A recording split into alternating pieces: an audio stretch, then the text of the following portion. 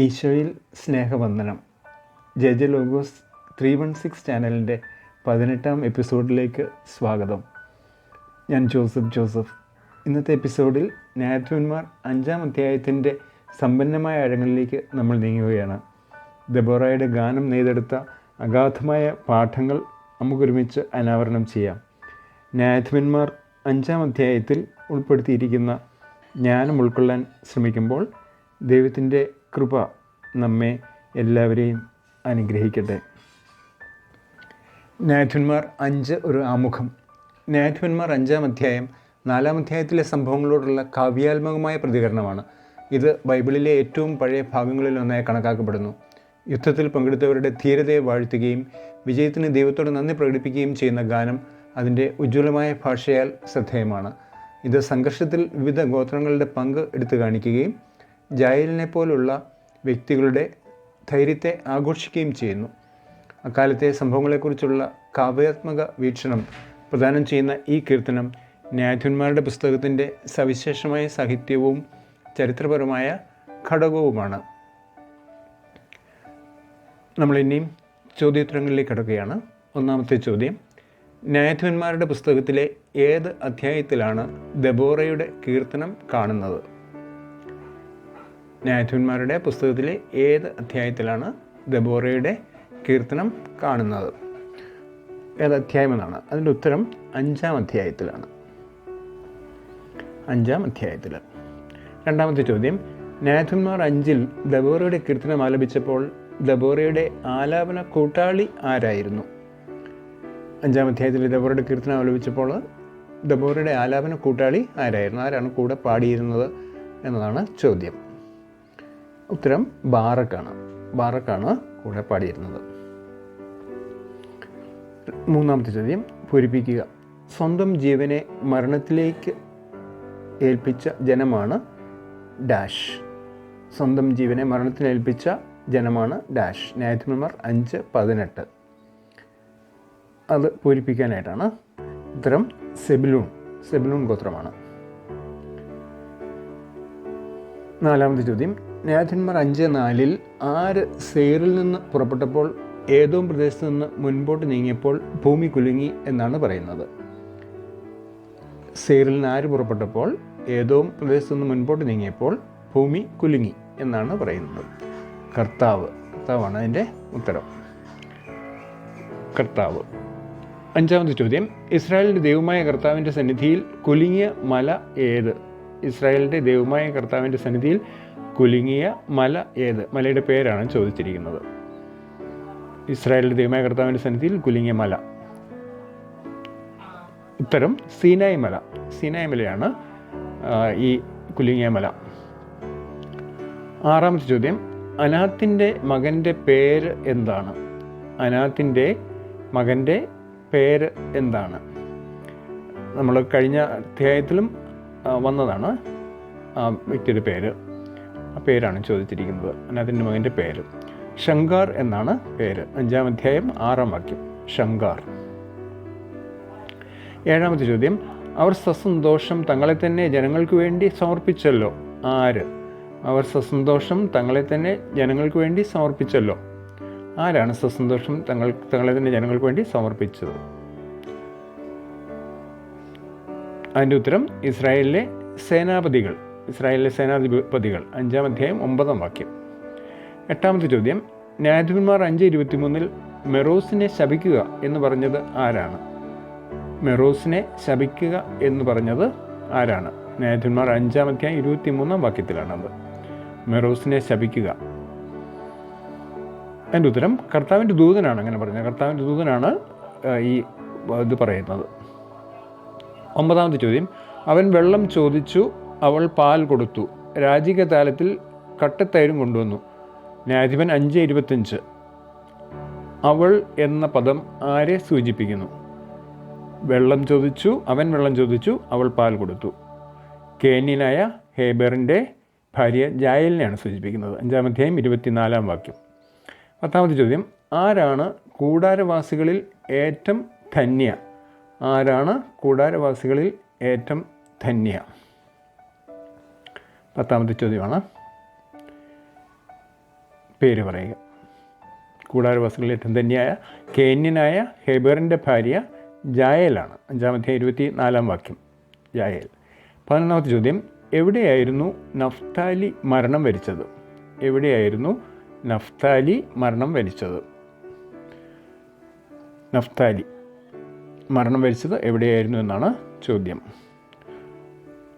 അതിൻ്റെ ഉത്തരം യുദ്ധക്കളത്തിലാണ് നഫ്താലി മരണം വരിച്ചത്. 5:18. 12-ാമത്തെ ചോദ്യം, പൂരിപ്പിക്കുക. നേതാക്കന്മാർ ഇസ്രായേലിനെ നയിച്ചതിനും സന്തോഷത്തോടെ തങ്ങളെ തന്നെ സമർപ്പിച്ചതിനും കർത്താവിനെ വാഴ്ത്തുവിൻ. നേതാക്കന്മാർ ഇസ്രായേലിനെ നയിച്ചതിനും സന്തോഷത്തോടെ തങ്ങളെ തന്നെ സമർപ്പിച്ചതിനും കർത്താവിനെ വാഴ്ത്തുവിൻ. ആ എന്ന് പറയുന്ന സ്ഥലത്ത് പൂരിപ്പിക്കാനാണ്. ജനമെന്നാണ് അതിൻ്റെ ഉത്തരം. 5:20. 13-ാമത്തെ ചോദ്യം, പൂരിപ്പിക്കുക. താനാക്കിൽ ജലാശയത്തിനരികെ കാനാൻ രാജാക്കന്മാർ പ്രത്യാക്രമണം നടത്തി. ന്യായാധിപന്മാർ 5:19. താനാക്കിൽ ജലാശയത്തിനരികെ. ജലാശയത്തിൻ്റെ പേരാണ് ചോദിച്ചിരിക്കുന്നത്. കാനാൻ രാജാക്കന്മാർ പ്രത്യാക്രമണം നടത്തിയത് മെഗിദോ ജലാശയത്തിന് സമീപമാണ്. 14-ാം ചോദ്യം, ന്യായാധിപന്മാർ 5-ൽ പരാമർശിച്ചിരിക്കുന്ന കുതിച്ചു മുന്നേറുന്ന പ്രവാഹം ഏതാണ്? ന്യായാധിപന്മാർ 5-ാം അധ്യായത്തിൽ പരാമർശിച്ചിരിക്കുന്ന കുതിച്ചു മുന്നേറുന്ന പ്രവാഹം ഏതാണ്? അതിൻ്റെ പേരാണ് ചോദിച്ചിരിക്കുന്നത്. ഉത്തരം കിഷോൻ പ്രവാഹമാണ്. 5-ാം അധ്യായം 21-ാം വാക്യം പ്രകാരം കിഷോൻ. 15-ാമത്തെ ചോദ്യം, അവൻ്റെ രഥം വൈകുന്നത് എന്തുകൊണ്ട് എന്ന് ജാലകത്തിലൂടെ വിളിച്ചു പറഞ്ഞത് ആര്? അവൻ്റെ രഥം വൈകുന്നത് എന്തുകൊണ്ട് എന്ന് ജാലകത്തിലൂടെ വിളിച്ചു പറഞ്ഞത് ആര്? പേര് പറയുക. സിസേറയുടെ അമ്മയാണ് അങ്ങനെ വിളിച്ചു പറഞ്ഞത്. 5-ാം അധ്യായം 28-ാം വാക്യത്തിൽ നമ്മളത് വായിക്കുന്നു. 16-ാമത്തെ ചോദ്യം, അവൻ നിലം പതിച്ചു, അവളുടെ കാൽക്കൽ നിശ്ചലനായി കിടന്നു, അവളുടെ കാൽക്കൽ അവൻ വീണു, അവിടെ തന്നെ മരിച്ചു വീണു. ന്യായാധിപന്മാർ 5:27. ആരായിരുന്നു മരിച്ചു വീണത്?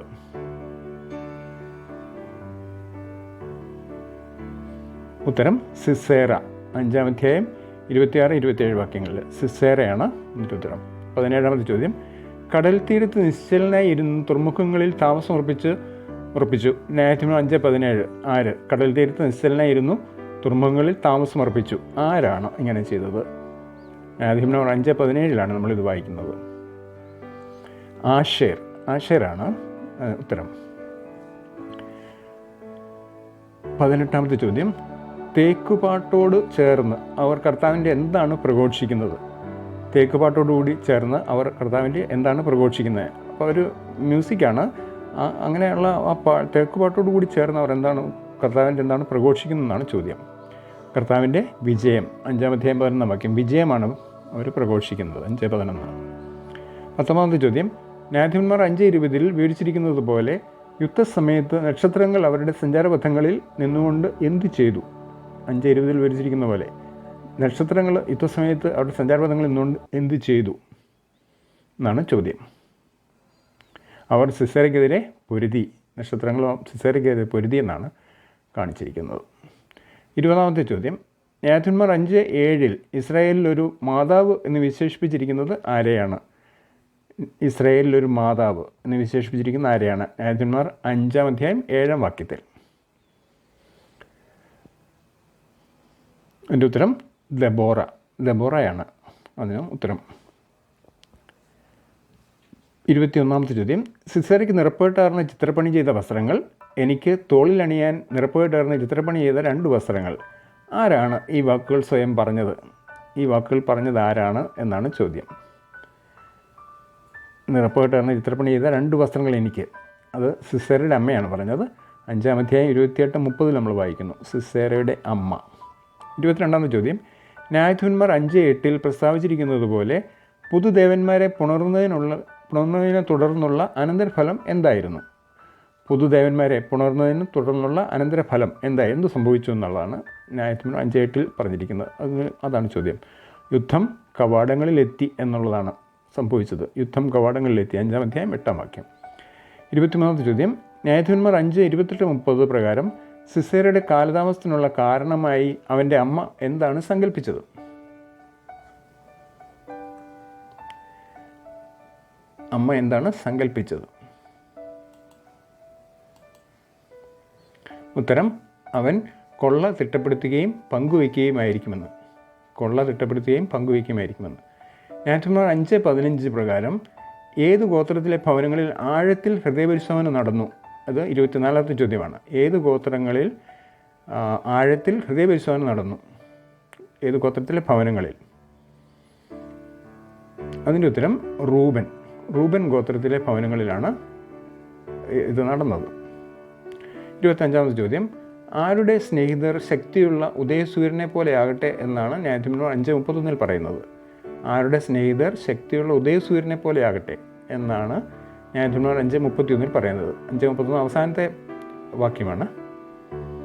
കർത്താവിൻ്റെ സ്നേഹിതരാണ് അതിൻ്റെ ഉത്തരം. 26ാമത്തെ ചോദ്യം, പൂരിപ്പിക്കുക. ഉണരൂ ദെബോറ, ഉണരൂ ഡാഷ്. ന്യായാധിപന്മാർ 5:12. ഉണരൂ ദെബോറ, ഉണരൂ ഡാഷ്. അതിൻ്റെ ഉത്തരം ഗാനമാലപിക്കൂ. ദെബോറയോട് പറയുന്നതാണ് ഗാനമാലപിക്കൂ. 27ാമത്തെ ചോദ്യം, ആരോട് പറഞ്ഞു? എഴുന്നേറ്റ് തടവുകാരെ നയിക്കുക. ന്യായാധിപന്മാർ 5:12. എഴുന്നേറ്റ് തടവുകാരെ നയിക്കുക എന്ന് ആരോടാണ് പറഞ്ഞത്? ന്യായാധിപന്മാർ 5:12 പ്രകാരം.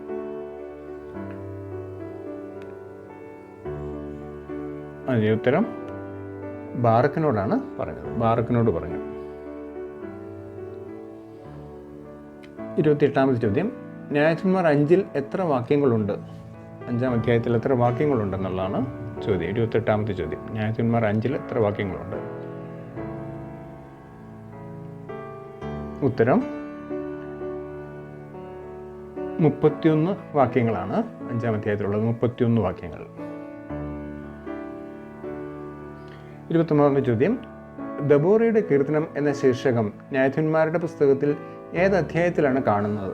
ദബോറയുടെ കീർത്തനം എന്ന ശീർഷകം ന്യായാധിപന്മാരുടെ പുസ്തകത്തിൽ ഏത് അധ്യായത്തിലാണ് കാണുന്നത്?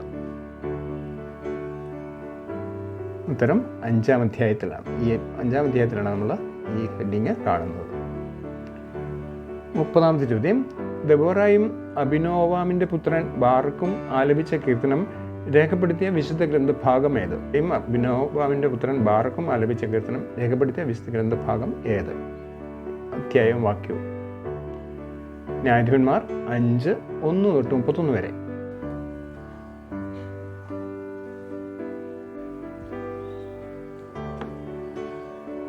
The cycle of Judges. Hope you enjoyed this quiz.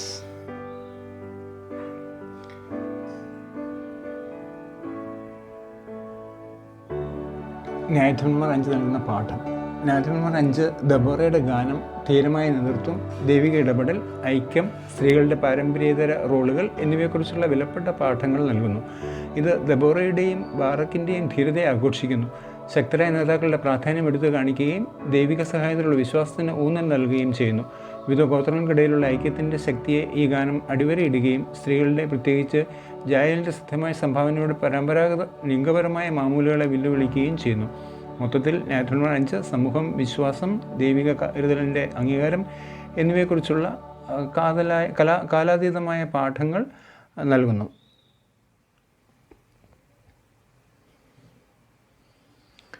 Thanks for watching. May God bless you all. Judges 6, ന്യായാധിപന്മാർ 6 അടുത്ത എഡിഷനിൽ നമ്മൾ കാണും. ടിപ്സ്. ന്യായാധിപന്മാർ അധ്യായം 5-നെക്കുറിച്ചുള്ള ക്വിസിൽ മികവ് പുലർത്താൻ സജീവമായ വായനയിൽ ഏർപ്പെടുക. അധ്യായത്തിൻ്റെ സാരാംശം ഉൾക്കൊള്ളുന്ന പ്രധാന വാക്യങ്ങൾ ഓർക്കുക. ദബോറ, ബാറക്, ജായേൽ തുടങ്ങിയ കഥാപാത്രങ്ങളുടെ പ്രത്യേകതകൾ മനസ്സിലാക്കുക. All the very best to each one of you. ഈ ചാനൽ നിങ്ങൾക്ക് ഇഷ്ടപ്പെട്ടെങ്കിൽ തീർച്ചയായും ഷെയർ ചെയ്യാൻ പരിശ്രമിക്കുമല്ലോ. സബ്സ്ക്രൈബ് ചെയ്യാത്തവരുണ്ടെങ്കിൽ ചാനൽ സബ്സ്ക്രൈബ് ചെയ്ത് സഹായിക്കുമല്ലോ. Thank you so much.